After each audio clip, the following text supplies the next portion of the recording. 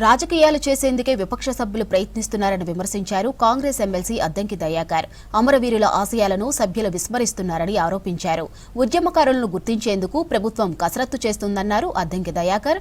ప్రభుత్వం ఏం చేసినా తప్పనే ధోరణిలో విపక్షాలు ఉన్నాయని మండిపడ్డారు. కృష్ణా గోదావరి జలాల మీద మాట్లాడుతున్నారు అధ్యక్ష.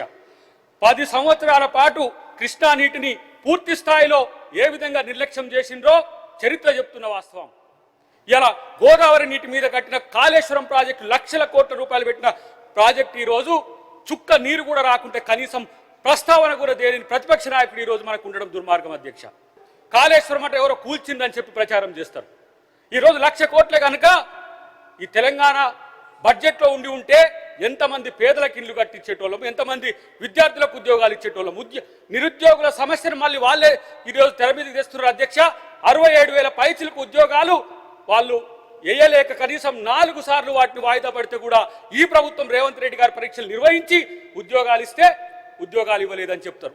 ఇలా మూసీ ప్రక్షాళన హైదరాబాద్లో 1,20,00,000 మంది పైచిలకి ఈరోజు హైదరాబాద్లో ఉంటే, నగరం నడి బొడ్డున కడుపులో క్యాన్సర్ లాగా మూసి ఉంటే 6 మీటింగ్లు పెట్టిన అధ్యక్ష. గతంలో 6 మీటింగ్ల మినిట్స్ కనుక చూస్తే వాళ్ళ మినిట్స్ యొక్క సారాంశమే ఈరోజు మనం తీసుకుంటున్నాం.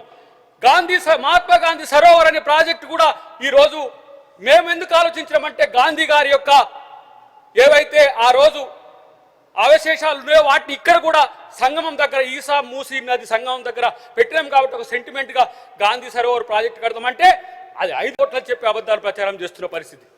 ఇలా రేషన్ కార్డు అధ్యక్ష, నేను గతంలో రాష్ట్రంలో తిరిగేటప్పుడు ఆయా ప్రాంతాల్లో పోయేటప్పుడు రేషన్ కార్డు 10 సంవత్సరాల కాలంలో పెళ్లిళ్ళైన వాళ్ళకు రేషన్ కార్డులు, దాంట్లో సభ్యులను కొత్త సభ్యులను చేర్చుకోవడానికి కూడా వాళ్ళకి ఇష్టం లేకుండా రేషన్ కార్డులు ఇవ్వలేదు, మేము ఇచ్చామని అంటారు.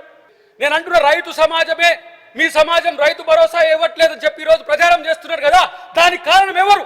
8 లక్షల కోట్ల అప్పు నా తెలంగాణ చేసుకోవడానికి ఏమి చేసిండ్రు మీరు? 8 లక్షల కోట్ల అప్పు చేసిండ్రు. ఈగల్ టీముకు మీ లీడర్లు దొరుకుతున్నారంటే ఆత్మ పరిశీలన చేసుకోండి. ఎందుకు ఒక స్టేట్మెంట్ మా నాయకుడు కాదు అని చెప్పి మీ పార్టీ నుంచి రాలే, ఇక్కడ మీరు అబ్జెక్షన్ చెప్తున్నారు. ఇలా పోలీసులతో ఈగల్ టీమును తప్పుపడుతున్న పరిస్థితి ఉన్నది. ఈరోజు ఎఫ్ఐఆర్ను తప్పుపడుతున్న పరిస్థితి ఉన్నది. ఇదా తెలంగాణ కోరుకున్నది? ఏ పల్లెలకు నా నియోజకవర్గంలో, నా పాత నియోజకవర్గంలో దుంగతుర్తులు అధ్యక్ష, నేను ఒక పోలీస్ ఆఫీసర్కు ఫోన్ చేసి వాళ్ళని వదిలిపెట్టమంటే, సార్ వాళ్ళు ఏం చేసిరో తెలుసా మీకు అని అన్నారు. ఇవాళ నా తెలంగాణ జాతి డ్రగ్స్ తీసుకోవాల్సిన దుస్థితికి వచ్చిందా? ఇలా తెలంగాణ అస్తిత్వం మొత్తం ఎటువైపు డ్రగ్స్ వైపు పోతున్న పరిస్థితి ఉన్నది. ఇలా ఏంటి నష్టం ఏంటి అధ్యక్ష? నేను అడుగుతా. డ్రగ్స్ టెస్ట్ పెట్టుకొని వచ్చిన తర్వాత డ్రగ్స్ తీసుకున్నానికి ఏ పార్టీ కూడా టికెట్ కూడా ఇవ్వాల్సిన అవసరం లేదని నేను ఒక సామాన్యుడిగా, ఒక ప్రజా ఉద్యమకారుడిని నేను అడుగుతున్నా అధ్యక్ష. ఏ రోజైనా సరే వాళ్ళు వైట్ ఛాలెంజ్ అని గతంలో ముఖ్యమంత్రి గారు ఇక్కడనే అమరవీరుల స్తూపం దగ్గర తీసుకుంటే ఆ రోజు బీజేపీలో ఉన్న ఒక మిత్రుడు ఒప్పుకున్నాడు, ఇప్పుడు వాళ్ళ పార్టీలో ఉన్న ఒక మిత్రుడు కూడా ఒప్పుకున్నాడు. కానీ వాళ్ళు మాత్రం కోపంగా ఉన్నారు. ఈ రోజు కూడా వాళ్ళకు ఎందుకు ఆ కోపం? డ్రగ్స్ తీసుకోవాలని మనం